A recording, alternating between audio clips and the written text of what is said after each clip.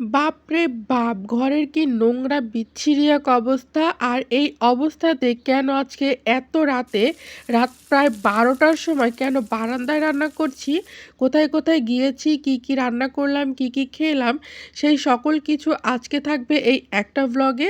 তো চলুন আর বেশি দেরি না করে আজকের ভ্লগটা শুরু করা যাক।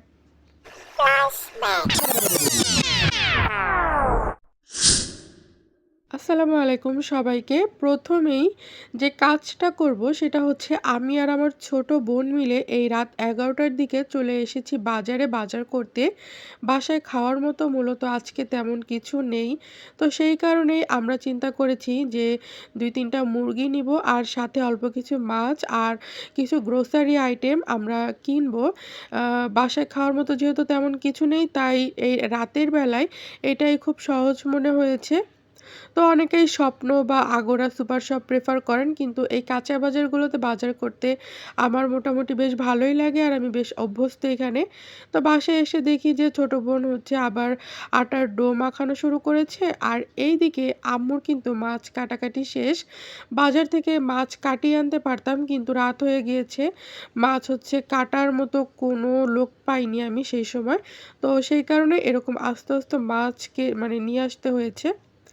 আর অপরদিকে আম্মুর কিন্তু মুরগি কাটা, ধোয়া এগুলো সব শেষ। ছোট বোন এখন এটাকে ম্যারিনেট করবে। আদা রসুন বাটা, হলুদ, লবণ, পেঁয়াজ, মরিচ মানে যত ধরনের মসলা লাগে সেই মশলাগুলো ও অ্যাড করে দিয়েছে। আর একটা বারবিকিউ মশলা এনেছিল, সেই মশলার কিছুটা ও এখানে অ্যাড করে দিয়েছে।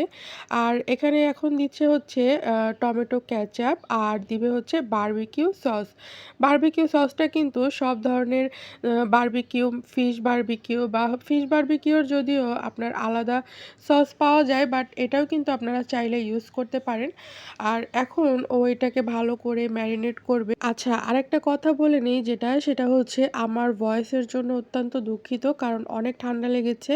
আর ঠান্ডা আমার কিছুদিন পরপরই লাগে, যার কারণে ভয়েস ওভার করতে আমার একটু বেশ কষ্টই হয়ে যায়।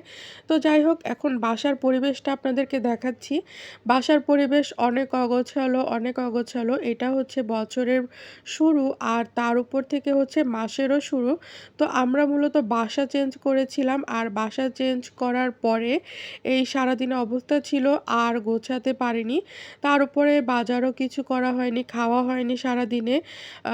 31st নাইট সব মিলিয়ে হচ্ছে আমাদের একটা অনেক বড় ঝামেলা গিয়েছে। তো যারা কিনা ঢাকা শহরে ভাড়া থাকেন তারাই একমাত্র এই কষ্টটা বুঝতে পারবেন যে একটা বাসা চেঞ্জ করতে কত কষ্ট হয়, কত ঝামেলা পোহাতে হয়।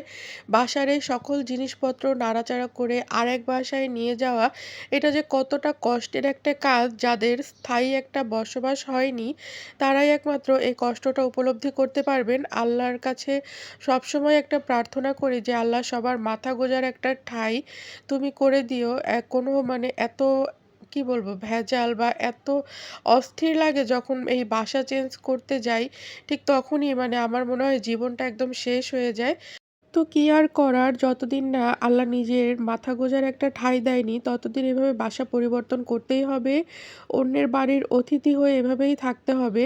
শুধুমাত্র ঢাকা শহরে একটু উন্নত জীবনযাপন আর একটু উন্নত শিক্ষার জন্য আমরা ঢাকা শহরে থাকি। এছাড়াও কিন্তু গ্রামে সবার অনেক সুন্দর সুন্দর বাসা বা বাড়ি থাকে। তারপরেও একটু উন্নত জীবনযাত্রার জন্য ঢাকায় থাকি।